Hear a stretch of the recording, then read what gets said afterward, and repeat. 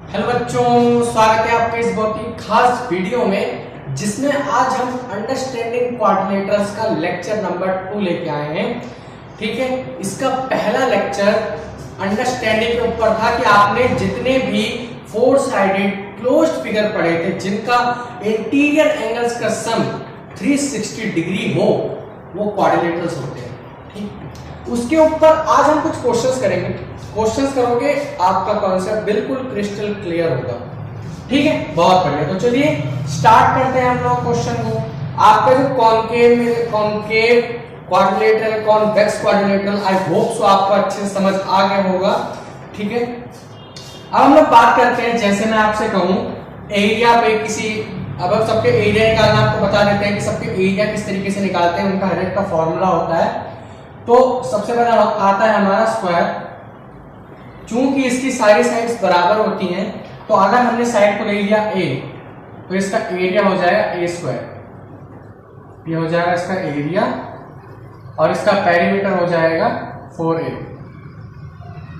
Perimeter कितना हो जाएगा 4a। बहुत बढ़िया। दूसरे नंबर पे आता है हमारा रेक्टेंगल। दूसरे नंबर पे आता है हमारा रेक्टेंगल। इसमें एक लेंथ होती है, दूसरी ब्रेथ होती है। लेंथ और ब्रेथ अगर हमें दोनों पता है तो अगर लेंथ है L और ब्रेथ है B तो लेंथ इनटू ब्रेथ हमारा क्या हो जाएगा, इसका एरिया। यानी रेक्टेंगल का एरिया कितना होता है, लेंथ इनटू ब्रेथ। और पेरीमीटर रेक्टेंगल कितना होता है 2 ब्रैकेट में L प्लस B, या फिर 2L प्लस 2B भी होता है। दोनों ही सेम है, दोनों ही सेम है। यहां हमने 2 कॉमन ले लिया तो ये आ गया, इसको हमने 2 से मल्टीप्लाई कर दिया तो ये आ गया। यानी ये रिवर्सिबल प्रोसेस है, रिवर्सिबल प्रोसेस है। ओके, रेक्टेंगल हो गया। अब बारी आती है पैरेललोग्राम की। पैरेललोग्राम का एरिया कितना होता है, पैरेललोग्राम का एरिया होता है base into height. Base into height. Parallelogram कुछ इस तरीके से बना होता है, आई होप आप लोगों को पता होगा। इसकी यहाँ पे एक हाइट बनती है, ठीक, और जिस पे भी हमारा परपेंडिकुलर बनेगा वो इसका बेस हो जाएगा।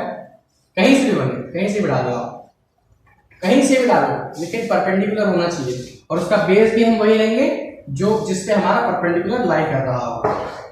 ठीक है, पैरेललोग्राम हो गया। इसका पेरीमीटर निकालने को नहीं आता। और फिर हमारे बात आती है ट्रेपीजियम की।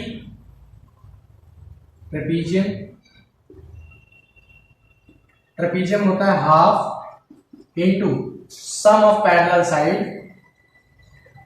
सम of parallel sides into height. Sum of parallel side into height. देखिए पैरेलल साइड ट्रेपीजियम में किस तरीके से बनी होती है। ये एक ट्रेपीजियम है आपका, इसकी ये हाइट है यहाँ पे, ठीक, ये इसकी पैरेलल लाइंस है। ये मान लीजिए x है और ये 2x है, ठीक। तो इन दोनों का सम प्लस ये, आई बात समझ में? तो हमारे मैक्सिमम में 4 ही, मैक्सिमम में 4 आते हैं, ठीक। और एक पांचवा होता है हमारा रोम्बस का। रोम्बस होता है हमारा एक पांचवा, ये होता है half into product of diagonal, product of diagonal, half into product of diagonal. Okay, I hope आपको बात समझ आ गई होगी। तो ये पांचों के पांचों हमारे एरिया या फिर पेरीमीटर होते हैं, ठीक। इन्हें नोट कर लीजिए एक बार, फिर इनके ऊपर क्वेश्चन देते हैं आपको। चलिए क्वेश्चन करते हैं हम लोग। चलिए ट्रेपीजियम का वर्ड प्रॉब्लम लेते हैं। बहुत ही इंटरेस्टिंग वर्ड प्रॉब्लम है, ठीक है, बहुत ही इंटरेस्टिंग वर्ड प्रॉब्लम। आप लोगों की, अगर आप लोग को अगर प्राइवेट में हो तो कोई बात ही नहीं है। अगर आप लोग गवर्नमेंट स्कूल में हो और ये वीडियो देख रहे हो तो आप लोग ये क्वेश्चन देख के जरूर समझ जाओगे। बहुत ही इंटरेस्टिंग है। देखिए एक रोड है, एक सड़क है, यहां हमसे कहा गया कि एक प्लॉट है। मान लीजिए आपने प्लॉट खरीदा जिसका शेप कैसा है, ट्रेपीजियम शेप है, जिसका शेप कैसा है, ट्रेपीजियम। आपने ऐसा एक प्लॉट खरीदा, ठीक है। इसके एक साइड में तो रोड है, इस प्लॉट के एक साइड में रोड है और दूसरे साइड में एक नदी बह रही है। ठीक। और जो नदी है ना वो रोड का 2 गुना है, ठीक। और इस प्लॉट की लंबाई कितनी है? 100 मीटर। 100 मीटर काफी ज्यादा नहीं हुआ, लेकिन 100 मीटर की लंबाई है इसकी, ठीक है। तो आप लोगों को इसकी साइड निकालनी है, तो कैसे निकालोगे? सोचो सोचो कैसे निकालोगे। देखो हमें इसकी लेंथ यानी कि हाइट दे रखी है, कितनी हाइट हमें कितनी दे रखी है? 100 सेंटीमीटर, 100 मीटर। 100 मीटर हमें इसकी हाइट दे रखी है। एक साइड में हमारे यहाँ पे रोड है, ये एक रोड बन गई और ये एक नदी बह रही है, ये नदी बह रही है। और जैसा मैंने कहा कि जो नदी है वो सड़क का ठीक 2 गुना है, तो अगर हमने सड़क को x मान लिया तो ये हमारा कितना हो जाएगा? ट्वाइस ऑफ x, ठीक है। ये हमें 100 दे ही रखा है। अब आपको करना क्या है? एरिया आपको पता है, एरिया के ऊपर रख देंगे, बस। बहुत आसान सा सवाल है, ठीक है। वैसे मैंने आपको एरिया नहीं दिया था इसमें, लेकिन आपको इसमें एरिया जरूर देगा निकालने के लिए। ऐसा ही एक क्वेश्चन आपके एनसीईआरटी में भी है, आप लोग देखेंगे तो वहां पे आपको क्वेश्चन मिल जाएगा। ये एक स्क्वायर है जिसकी साइड कितनी है? 6 सेंटीमीटर। इसकी साइड कितनी है? 6 सेंटीमीटर, ठीक है। 6 सेंटीमीटर साइड है इसकी। हमें इसका एरिया और पेरीमीटर दोनों ही चाहिए, तो एरिया आ गया 36 और पेरीमीटर आ गया कितना? 24। सिंपल, देख लो क्वेश्चन आती है, आपको आंसर देना है। 6 का स्क्वायर कर देना है, 36 हो जाएगा। 6 को 4 से मल्टीप्लाई कर देना, 24 हो जाएगा, ठीक है। रेक्टेंगल की बात करते हैं। मान लीजिए ये एक रेक्टेंगल है, तो इसकी लेंथ दे रखी है 6, ब्रेड्थ दे रखी है 5। अब बताओ, तो इसका पेरीमीटर आ जाएगा 22 और एरिया कितना आ जाएगा? 30, ठीक है। इस तरीके से हमें क्वेश्चंस करने हैं।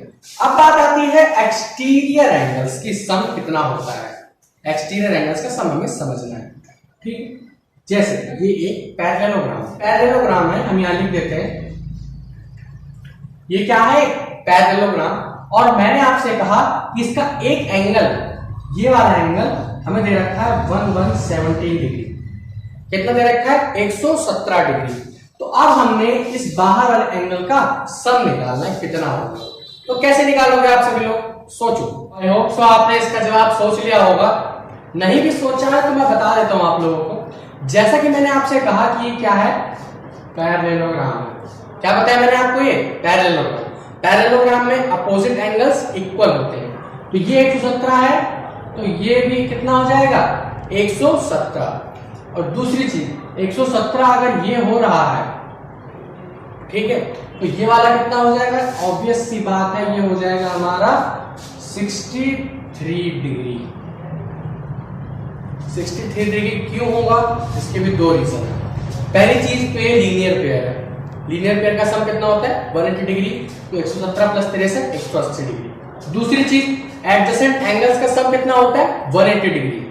एडजेसेंट एंगल का सम 180 डिग्री होता है। 117 ये तो 63 ये हो जाएगा। ये वाला एंगल कितना हो जाएगा? 63। और दूसरी चीज ये क्या है? पैरेलल लाइन, और ये इसकी ट्रांसवर्सल लाइन है।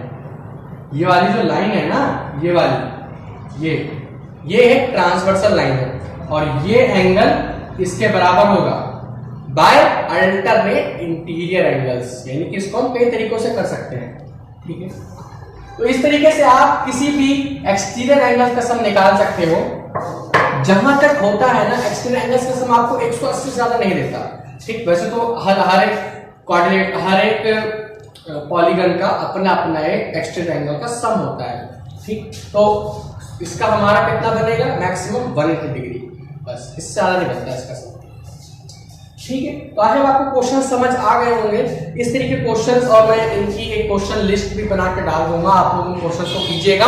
बहुत ही सिंपल क्वेश्चंस रहेंगे, इसी कॉन्सेप्ट पे बेस्ड सारे क्वेश्चन रहेंगे, ओके। तो आपको सारे क्वेश्चंस करने हैं। तो ये चैप्टर 1 होता है हमारा खत्म। पढ़ाई करते रहिए। All the very best.